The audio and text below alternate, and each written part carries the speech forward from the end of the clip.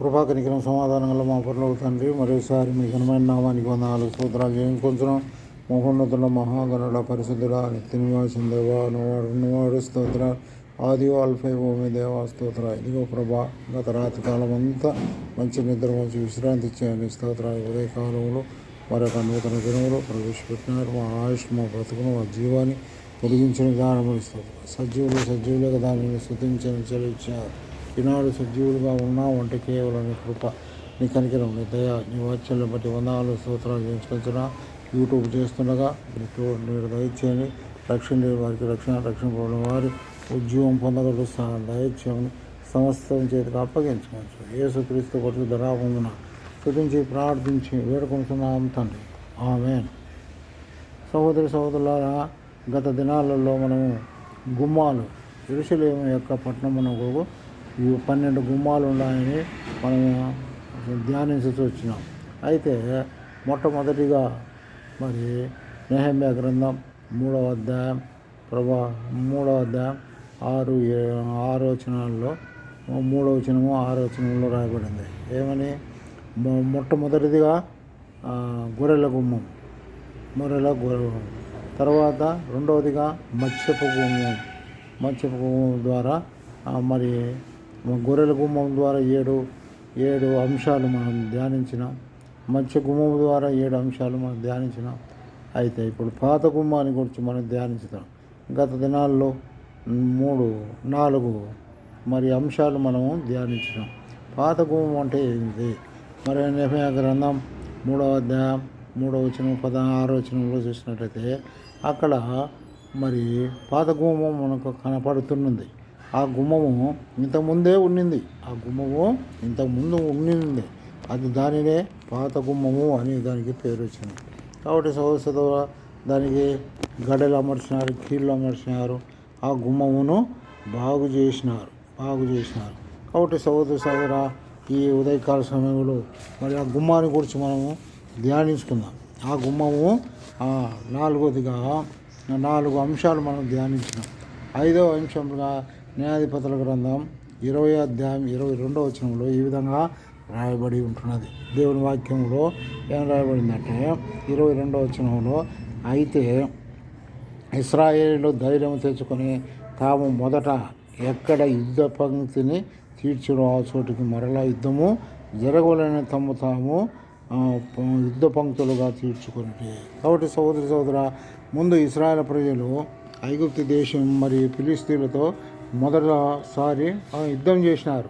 తిరిగి మరి అక్కడనే యుద్ధం చేయాలని వారు తలంచుకున్నట్టుగా మనం చూడగలుగుతున్నాం. కాబట్టి సహోదర, ఈ ఉదయకాల సమయంలో ఎఫెసీయులకు రాసిన పత్రిక మనము మరి ఎఫెసీయులకు రాసిన పత్రిక 6వ అధ్యాయం 12వ వచనంలో రాయబడింది. మనము దేని స్వాత మనం యుద్ధాలు చేస్తున్నాము? అపోస్తలుడైన పౌలు కొలస్సీయులు మరి ఎఫెసీయులకు రాసిన సంఘంతో మాట్లాడుతూ, మనము చేసే యుద్ధం ఎటువంటిదంట? మరి శరీరంలోతో కాదు, మరి అంధకార దురాత్మ పీడ శక్తులను అని దేవుని వాక్యంలో రాయబడినట్టుగా మనం చూడగలుగుతాం. ఎఫెసీయులకు రాసిన పత్రిక 6వ అధ్యాయం 12వ వచనంలో ఆ విధంగా దేవుని వాక్యం రాయబడింది. మరి ఏలనగా మనము పోరాడున్నది శరీరులతో కాదు కానీ ప్రధానులతోనూ అధికారులతోనూ ప్రస్తుతము అంధకార సంబంధపు లోకనాథులతోనూ ఆకాశమందున్న దురాత్మ సమూహములతోనూ మనం పోరాడుతున్నాము. కాబట్టి సహోదర, మనం పోరాడేది మరి శరీరులతో కాదు, అంధకార దురాత్మ సమూహములతో మనం పోరాడుతున్నామని దేవుని వాక్యం రాయబడింది. మరి ఆదికాండం 3వ అధ్యాయం 1వ వచనంలో ఏం రాయబడింది? మరి ఆది దంపతులు ఆదాము అవ్వలు సాతానుతో పోరాడినట్టుగా మనం చూడగలుగుతున్నాం. అంత మాత్రం కాదు, మత్తయి సువార్త 9:28 వచనంలో దేవుని వాక్యం ఈ విధంగా రాయబడింది. మత్తయి సువార్త 9వ అధ్యాయం 28వ వచనంలో దేవుని వాక్యంలో రాయబడింది.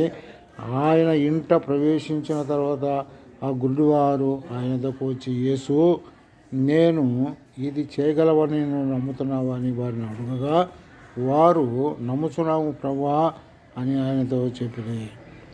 అప్పుడు ఆయన వాని కన్నులు ముట్టి మీ నమ్మకము చొప్పున కలుగుగా కానీ వారి కన్నులు తెరవబడను. కాబట్టి సోదర వాడు పుట్టినది మొదలుకొని ఏం చేసినాడు?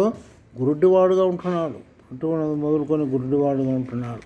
కాబట్టి సోదర మనం మీరు ఇంకా దేవుని వాక్యంలో రాయబడింది, మీరు చావలసిన వారే గారి కుటుంబంలో ఒక్కరు మాత్రం మిగులును అని దేవుని వాక్యం రాయబడినట్టుగా మనం చూడగలం. ఇంకా యాకోబు రాసిన పత్రికలో 4:7 వచనంలో ఏమి రాయబడింది? మనము పోరాటం ఎవరితో పోరాటము అనేది మనం చూడగలుగుతున్నాం. చూడండి, యాకోబు రాసిన పత్రిక 4వ అధ్యాయం, యాకోబు రాసిన పత్రిక 4వ అధ్యాయం 7వ వచనంలో దేవుని వాక్యం రాయబడింది. ఏమని రాయబడింది? కాబట్టి దేవునికి లోబడి అపవాదిని ఎదిరించుడే, అది అప్పుడు వాడు మీ యొద్ద నుండి పారిపోను. కాబట్టి సోదర మనము దేవునికి ముందు లోబడాల. మనం పోరాడేటప్పుడు దేవునికి లోబడి మనం పోరాడితే దేవుడే మనకు కార్యం చేసేవాడిగా ఉంటున్నాడు. ఇంకా ఆదికాండం 32:26-27 వచనంలో మరి యాకోబు పోరాటం చేసినాడు. ఎవరితో పోరాటం చేసినాడు? దేవునితో పోరాడి గెలిచినట్టుగా మనం చూడగలుగుతాం. కాబట్టి సోదర మరోసారి జ్ఞాపకం చేసుకుంటాం. ప్రకటన గ్రంథం 22:7 వచనంలో ఇదిగో నేను త్వరగా వచ్చుచున్నాను, వాని క్రియలను బట్టి సిద్ధపరిచిన జీతం నా యొద్ద ఉన్నదని రాయించినాడు. కాబట్టి సోదర ఇక్కడ దేవుని వాక్యంలో రాయబడింది మనం చూస్తున్నాము. అవ్వ మన జీతానికి మన యొక్క క్రియలను బట్టి దేవుడు జీతం ఇచ్చేవాడు కాదు. కాబట్టి ఈ ప్రార్థనలో మనం ముందు కొనసాగాలి. ఏం చాలా మత్తయి సువార్త 26:41 వచనంలో దేవుని వాక్యం రాయబడింది, మీరు మెలకువగా ఉండి ప్రార్థన చేయండి. మెలకువగా ఉండి ప్రార్థన చేస్తే ఏమవుతుంది? సాతానును జయించగలుగుతాం. అందుకొరకై దేవుని వాక్యంలో రాయబడింది 2 తిమోతికి రాసిన పత్రిక 4:8 వచనంలో మంచి పోరాటం నేను పోరాడితేనే నా పరుగు కండగ ముట్టించింది, నా కొరకు నీతి కిరీటము ఉంచబడి ఉన్నది అని దేవుని వాక్యం రాయబడింది. కాబట్టి సోదర మనం చూస్తున్నాము. మొదట మనం ఏం చేయాలంట? మొదట న్యాయాధిపతుల గ్రంథం 20:22 వచనం ప్రకారం మొదట జరిగిన యుద్ధము ఏ స్థలంలో జరిగిందో అదే స్థలం వద్ద మనం పోవాలన్న. కాబట్టి మనం శరీరంతో కాదు పోరాడేది, అంధకార శరీరం దురాత్మ సమూహంతో మనం పోరాడుతున్నాం అనేది. కాబట్టి ఇస్కరియోతు యూదా ఆ చోటు నుండి తప్పించుకున్నాడు. అవ్వ ఆదాము ఆ చోటు నుండి తప్పించుకున్నట్టుగా మనం చూడగలుగుతున్నాం. కాబట్టి సోదర ఆ తప్పించుకున్నప్పుడే ఆ చోటును విడిచిపెట్టుట ద్వారా వారు ఏం చేసినాడు? ఆ చోటుకి పోయినారు కాబట్టి వాళ్ళు పాపంలో ప్రవేశించినట్టుగా మనం చూడాలి. ఆరోదిగా మనం చూసినట్లయితే దేవుని వాక్యంలో ఆత్మానుసారంగా మనం జీవించాలా.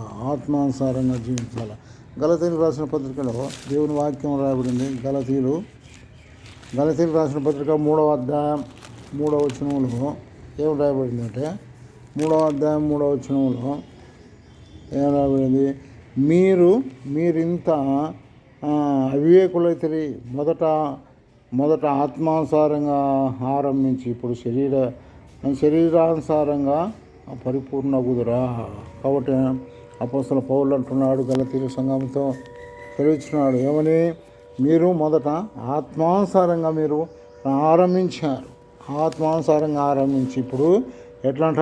శరీరంగా మనం ముగించుతున్నామే అంటున్నాడు. కాబట్టి సోదర 1 కొరింథీయులు 3వ అధ్యాయం 1వ వచనం రాయబడింది. ఏమంట? మీరు ఆ పరిశుద్ధులుగా ఉండుటకు మీరు పిలువబడితే మరి ఆత్మానుసారం ఆత్మ సంబంధమైన ప్రజలుగా ఉంటుంది. అయితే నేను మరి ఇప్పుడు శరీరానుసారంగా మరి మీతో మాట్లాడవలసి వచ్చాను అంటున్నాడు. ఇంకా మనం పరిశుద్ధులుగా పిలువబడుటకు వచ్చితివని 1 కొరింథీయులు 1వ అధ్యాయం 2వ వచనంలో రాయబడినట్టుగా మనం చూడగలుగుతున్నాం. ఇంకా దేవుని వాక్యంలో రాయబడింది, మరి శరీరము వైపు శరీరంపై ఆత్మసారంగా ఉంటున్నారు. ఇంకా దేవుని వాక్యంలో సిలువ వేయబడుట అంటున్నాడు అపోస్తలుడైన పౌలు. ఇంకా దేవుని వాక్యంలో మనం చూసినట్టయితే ఆయన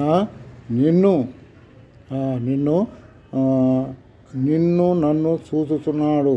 కాబట్టి సహోదర ఇంకా దేవుని వాక్యంలో చూసినట్టయితే మరి మొట్టమొదటిగా మనం చూడగలిగినాము. మొదట మరి పోరాటము ఇశ్రాయేల్ ప్రజలు ఎక్కడైతే అమాలేకీయులతో ఫిలిష్తీయులతో యుద్ధం చేసినారో ఆ చోటికి మీరు యుద్ధం చేయాలని మరి పోరాటం ఉంటున్నదని చెప్పి. కాబట్టి సహోదర అపోస్తలుడైన పౌలు మంచి పోరాటం పోరాడి నా కొరకు నా పరుగు కడముట్టించి ఇతని నీతి కిరీటం నాకు ఉంచబడింది. కాబట్టి మనం పోరాడినది అంధకార చీకటి శక్తులతో మనం పోరాడుతున్నాం. కాబట్టి సహోదర నీవు నేను మన శరీరముతో కాదు కానీ ఆత్మానుసారం మన పోరాడు. మరి 6వదిగా మనం చూస్తున్నాము, ఆత్మానుసారంగా మనం జీవించాలి. అయితే ఆత్మానుసారంగా మొదలుపెట్టి శరీరానుసారంగా మనం జీవించే వారిగా ఉంటున్నామని గలతీయులకు రాసిన పత్రిక 3వ అధ్యాయం 3వ వచనంలో, 1 కొరింథీయులు 3వ అధ్యాయం 1వ వచనంలోను, మరి 1 కొరింథీయులు 1:2వ వచనంలోను, అంత మాత్రం కాక 1 కొరింథీ 9:27లో నా శరీరమును నేను నలగొట్టుకుంటున్నాను దినదినము అని అపోస్తలుడైన పౌలు అంటున్నాడు. కాబట్టి సహోదర ఇంకా దేవుని వాక్యంలో మనం చూసినట్టయితే చివరిదిగా మరి ఆయన నన్ను చూచుతున్నాడు. ఆయన నన్ను చూచేవాడుగా ఉంటున్నాడు. హెబ్రీయులకు రాసిన పత్రిక 5వ అధ్యాయం 12వ వచనంలో దేవుని వాక్యం ఈ విధంగా రాయబడి ఉంటుంది. హెబ్రీయులకు రాసిన పత్రిక 5వ అధ్యాయం 12వ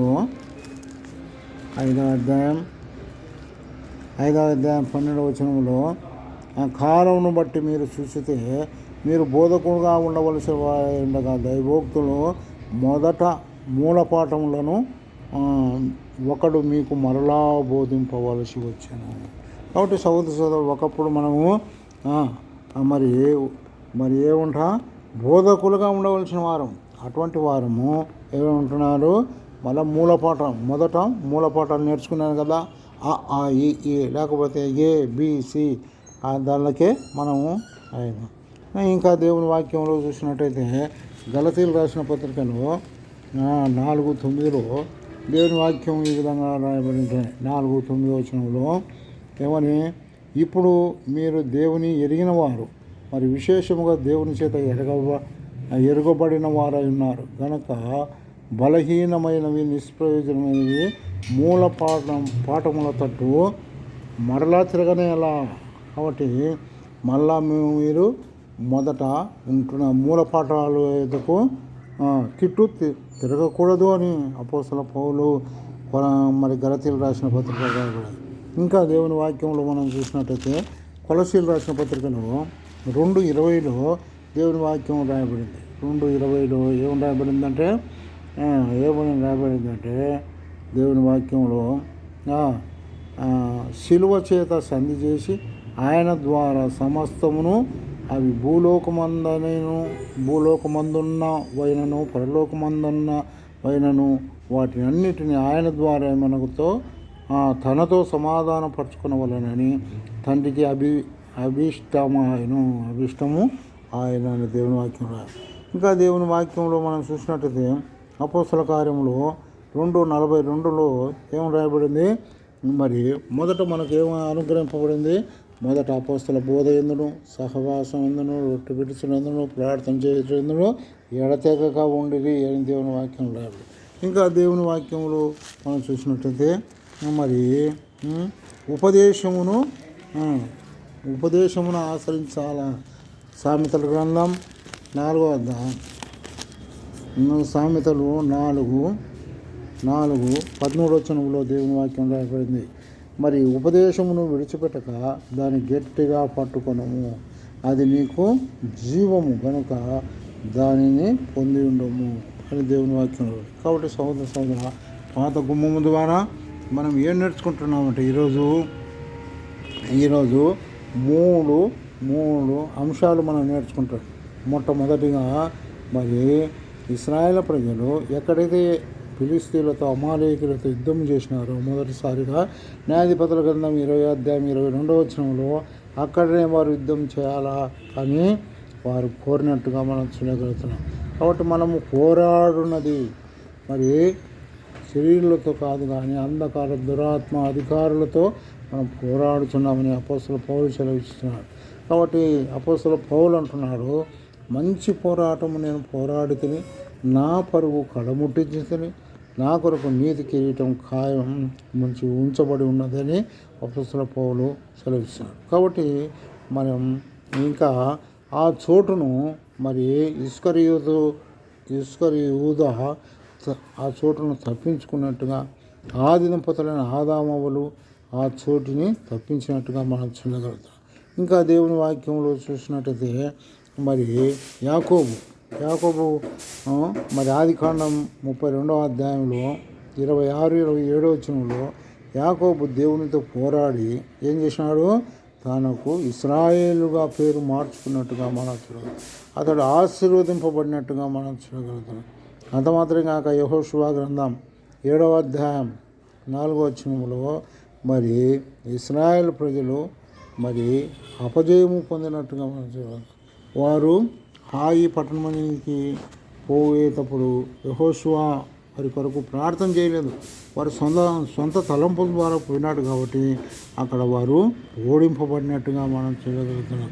కాబట్టి సహోదర మరి ఇంకా దేవుని వాక్యంలో మనం చూసినట్టయితే 6వదిగా మనం చూసినట్టయితే మనం గలతీయులకు రాసిన పత్రిక 3వ అధ్యాయం 3వ వచనంలో ఆత్మానుసారంగా మనం ప్రారంభించి శరీరానుసారంగా మనం ముగించేవారిగా ఉన్నాం.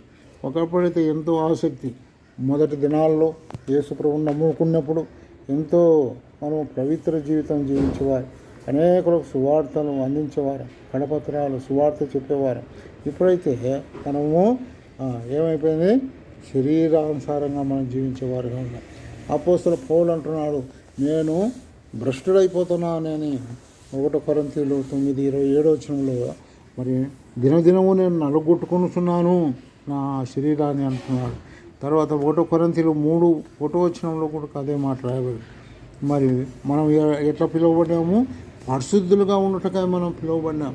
1 కొరింథీయులు 1వ అధ్యాయం 2వ వచనం ప్రకారం. కాబట్టి సహోదర నీవు నేను ఆత్మానుసారంగా మనం జీవించాలని. మరి శరీరము ఏం చేయాలంట, సిలువకు సిలువకు ఇచ్చి అది గలతీయులకు రాసిన పత్రిక 5:24 వచనం ప్రకారం మనము ఉంటున్నాం. కాబట్టి ఇంకా 2 దినవృత్తాంతాలు 16:9 వచనంలో మరి ఏమని రాయబడింది, మరి యథార్థముగా ప్రవర్తించే వారి కనుదృష్టి దేవుని కనుదృష్టి లోకమంతటా సంచారం చేసినది దేవుని వాక్యం రాయబడింది. కాబట్టి సహోదర అది మనం చూడగలుగుతున్నాం. మొట్టమొదటిది మరి పోరాటము, రెండోదిగా మనం 7వదిగా మనం చూస్తున్నాము శరీరం ఆత్మానుసారంగా జీవించాలి. మరి 7వదిగా మనం చూసినట్టయితే దేవుని వాక్యంలో మరి నిన్ను నన్ను ఆయన చూచేవాడుగా ఉన్నాడు. కాబట్టి మొదట మనం బోధకులమై ఉండవలసిన వారము మూలపాఠం వైపు మనం తిరుగుతున్నాము. అంత మాత్రమే కాక దేవుని వాక్యంలో రాయబడింది, మరి దేవుని అనుసారంగా మనము మరి అనగా అపొస్తల బోధ ఎందులో సహవాసం ఎందులో రొట్టె విడిచేటందుకు ప్రార్థన చేయడం ఎడతగా ఉంటుంది. కాబట్టి ఆయన ఉపదేశం కొరకు నీవు నేను కనిపెట్ట వారంగా ఉంటాను. కాబట్టి సహోదర మరి ఇంతవరకు దేవుడు సహాయం చేసినారు. ఎవరైతే రక్షణ మార్మోసు లేదో అటువారు ఈ యొక్క పాత గుమ్మం ద్వారా రక్షణ మార్మోసు పొందారు. నీవు నేను ఆయన రాకడ కొరక ఎదురు చూసే మనస్సు నీకు నాకు దయచేయం గాక. దేవుడి వాక్యం దీవించుగాక. ఆమేన్.